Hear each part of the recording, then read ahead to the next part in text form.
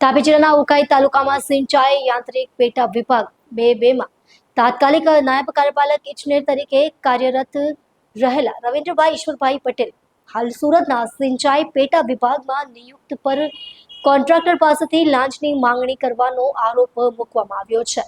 આંતરિક ફરિયાદ અને તપાસના આધારે ભ્રષ્ટાચાર નિવારણ અધિનિયમ 1988 સુધારા 2011ની કલમ હેઠળ એન્ટી કરપ્શન બ્યુરો તાપી દ્વારા આરોપપત્ર દાખલ કરવામાં આવ્યું છે. ફરિયાદી કોન્ટ્રાક્ટર દ્વારા ઓક્ટોબર 2020 દરમિયાન સિંચાઈ વિભાગને BEML બુલડોઝર, ટાટા હિટાચી અને હાઇડ્રોલિક એક્સ્કેવેટર પૂરજો સપ્લાય કરવામાં આવ્યા હતા.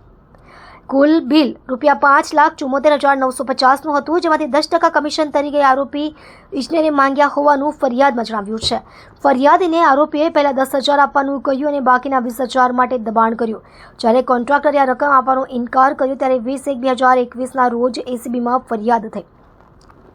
ACBએ લાંચનું છટકું આયોજિત કર્યું, જે નિષ્ફળ રહ્યું, પરંતુ તપાસ દરમિયાન આરોપીને ગેરકાયદેસર માંગણીના પુરાવા મળ્યા છે. આરોપી પટેલ પર ભ્રષ્ટાચાર નિવારણ અધિનિયમની કલમ 7 અનુસૂચિત લાભ અને ભ્રષ્ટ આચરણ હેઠળ કેસ દાખલ થયો છે. તપાસ પોલીસ ઇન્સ્પેક્ટર BD રાઠવા અને સુપરવિઝન એડિશનલ ડિરેક્ટર RR ચૌધરીને સોંપવામાં આવી છે.